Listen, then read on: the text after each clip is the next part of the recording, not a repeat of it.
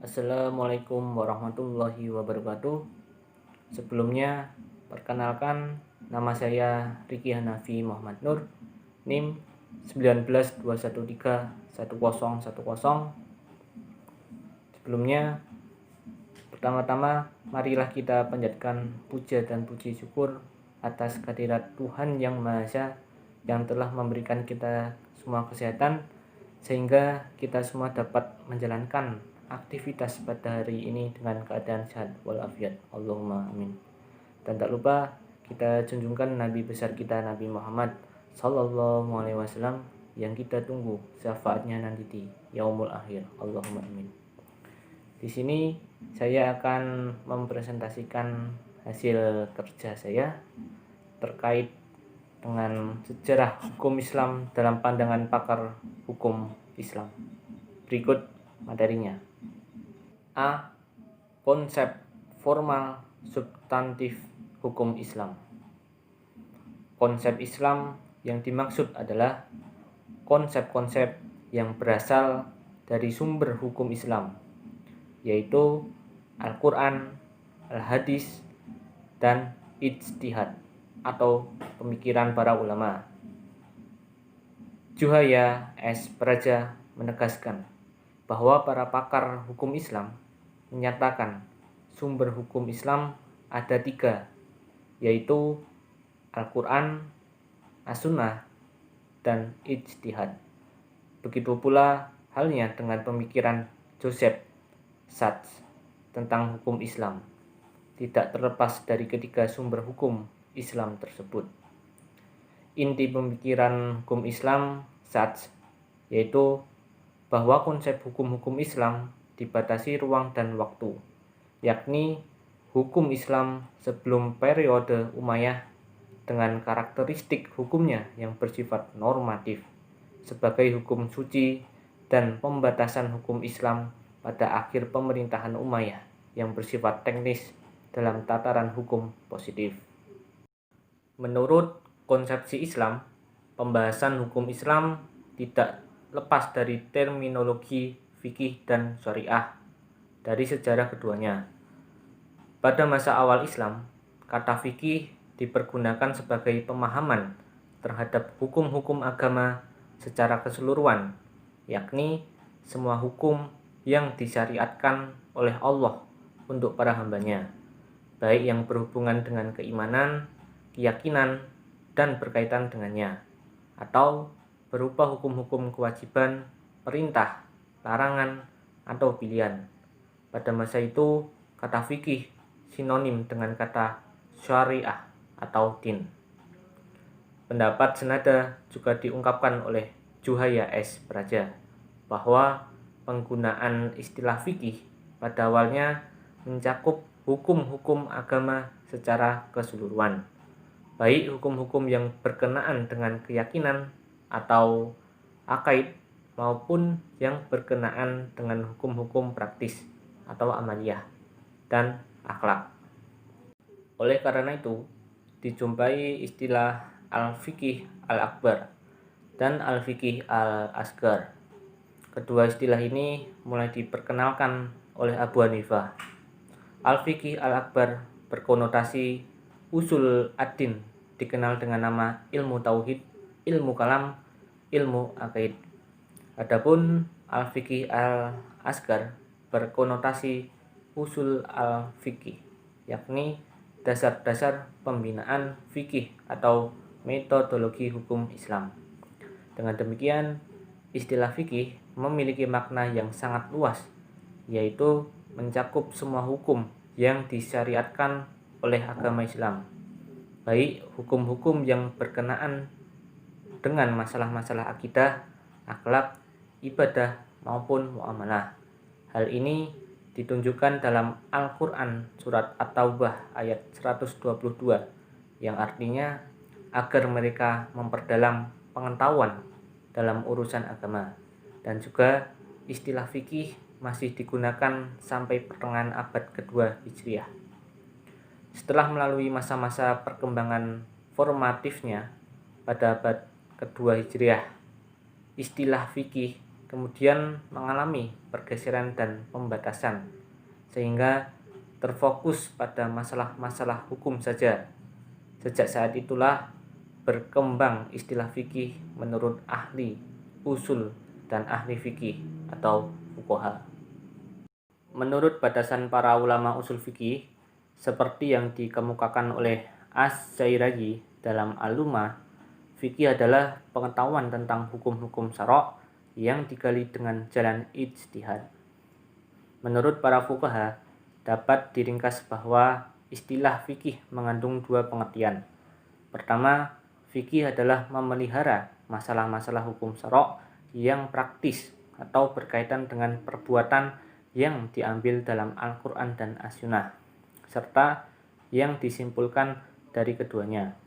Apakah dipelihara beserta dalil-dalilnya atau permasalahannya saja, kedua fikih adalah kumpulan hukum syara'. Menurut para fuqaha, bila dibandingkan antara pengertian syariah dengan fikih, keduanya mengandung hubungan umum dan khusus. Persamaannya keduanya membahas hukum-hukum yang datang dari Al-Quran dan As-Sunnah. Sedangkan perbedaan fikih hanya membahas hukum-hukum ijtihadiyah dan yang berhubungan dengannya. Sementara syariah di samping membahas hukum-hukum ijtihadiyah juga membahas hukum-hukum iktihadiyah dan akhlakiyah. Umar Sulaiman juga menjelaskan secara rinci perbedaan antara syariat dan fikih. Pemikiran Satz secara esensi tampak berbeda, lebih memfokuskan hukum pada pengertian bahwa hukum sebagai kesatuan norma yang mengikat manusia, dan juga hukum Islam berlangsung pada masa Nabi hingga masa Umayyah. Sedangkan Juhaya S. Praja berpendapat bahwa membahas fikih tidak terlepas dari dua dimensi, yakni dimensi ilahiyah dan dimensi insaniyah. Rahmat Jatnika juga sependapat dengan pernyataan tersebut, ditambah ruang lingkup ini mencakup dalam masalah akidah, ibadah, akhlak, dan lain-lain. Dengan demikian, sejalan dengan pendapat di atas, tampaknya terjadi mata rantai antara fikih dengan syariah. Oleh karena itu, dapat dipahami bahwa syariah adalah konsep substansial dan seluruh ajaran Islam meliputi aspek keyakinan, moral, dan hukum. Sedangkan fikih merupakan upaya untuk memahami ajaran Islam tersebut lebih cenderung sebagai konsep fungsional, tetapi telah terjadi pergeseran menuju konsep konstitusional. Meskipun demikian, terlepas fikih memiliki dua konsep tersebut, pada dasarnya ia merupakan mata rantai dengan syariah yang berdimensi teologis. Melihat istilah-istilah yang digunakan Satz, secara garis besar ia mengartikan hukum Islam adalah hukum suci di satu sisi dan hukum Islam secara teknis atau jurisprudensia di sisi lain. Pada kesimpulannya, hukum Islam menurut Satz ini harus bersifat teknis, bukan sebatas normatif saja.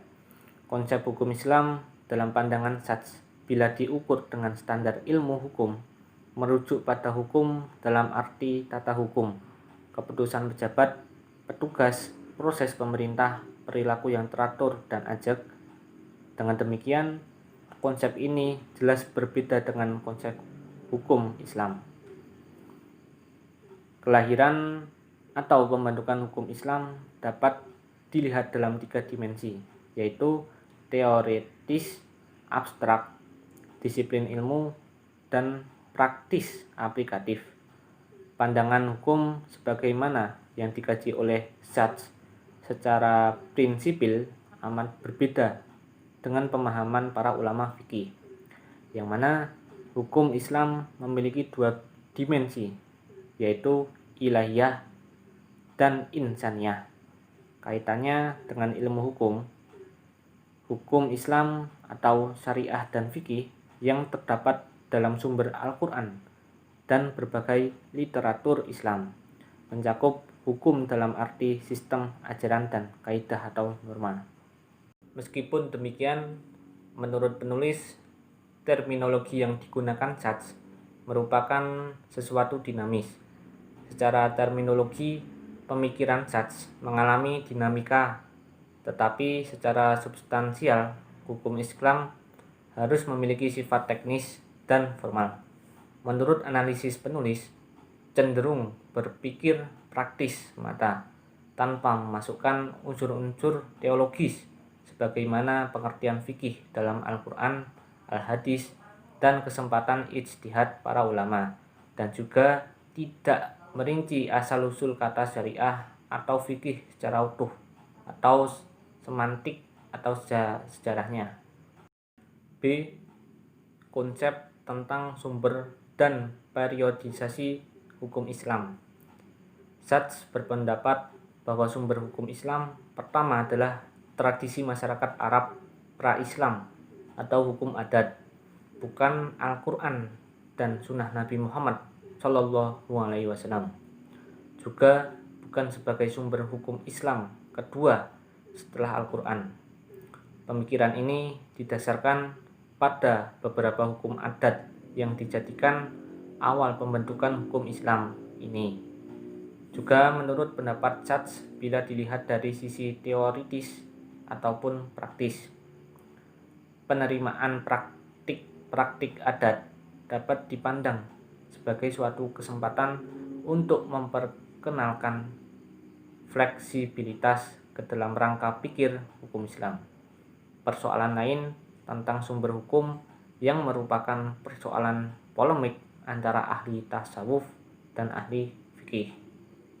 Para ahli hukum Islam, baik yang berpikir secara Asy'ariyah atau Mu'tazilah, bahkan netral sekalipun, mempunyai pendapat berbeda-beda tentang masuknya adat ke dalam buku Islam. Adat dalam realitas sistem hukum Islam memiliki keefektifan yang sangat besar dan penting. Pemikiran syadz tentang hukum Islam yang awalnya bersumber pada tradisi pra-Islam dapat dipahami bahwa hukum Islam yang dimaksud olehnya semata-mata hukum yang berdimensi insaniyah, atau dengan kata lain hukum praktis semata. Pernyataan Coulson bahwa Al-Quran bukanlah kumpulan hukum atau bahkan buku hukum, melainkan sesuatu yang memiliki daya tarik bagi umat manusia untuk menaati hukum Tuhan yang sudah lebih dahulu diwahyukan atau ditemukan. Bahkan salah besar mengabaikan pengaruh Al-Quran dalam penciptaan sistem perundang-undangan Islam. Pemikiran selanjutnya, Yauru Sunan Nabi bukan sebagai sumber hukum Islam kedua. Kemudian ia juga memperbandingkan antara versi tradisi awal dan tradisi terkemudian. Berdasarkan penelitian penulis terhadap buku 1 syadz, tampak bahwa secara umum ia memfokuskan analisis kritiknya terhadap hadits hukum daripada hadis secara keseluruhan. Terdapat fakta sejarah bahwa sebagaimana dijelaskan oleh Azami, menggugurkan tesis syadz sebagaimana terurai pada bab 3. Hal ini mengindikasikan bahwa ia kekurangan fakta sejarah, terutama dalam literatur hadits. Terkait dengan pernyataan syadz bahwa periode hukum Islam dimulai pada awal abad kedua Hijrah, terutama pada masa akhir pemerintahan Umayyah. Menanggapi pernyataan syadz bahwa periode hukum Islam mulai awal abad 2 atau pada masa Umayyah, bukan zaman Rasulullah, Powers yang dikutip oleh Minhaji membuktikan bahwa formasi hukum Islam dimulai pada zaman seperti hukum waris yang secara langsung didekritkan oleh Al-Quran. Lebih jauh lagi, menurut Power, syadz hanya memfokuskan pada jurisprudensi pengadilan, hukum Islam bukan hukum positif.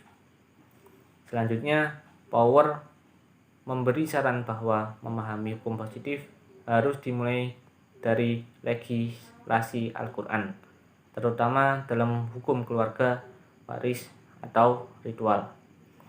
Berdasarkan uraian di atas, tampaknya bentuk-bentuk hukum Islam yang terkandung dalam Al-Quran jauh dari bayangan Sa'd. Hal ini terbukti bahwa ia hanya membuat formasi hukum Islam pada pemerintahan Umayyah. Meskipun demikian, apa yang disangkakan oleh Sa'd secara realitas tidak benar. C. Konsepsi metode penggalian hukum Islam. Dalam menganalisis metode pemikiran hukum Islam, Sa'd, penulis menggunakan beberapa pendekatan.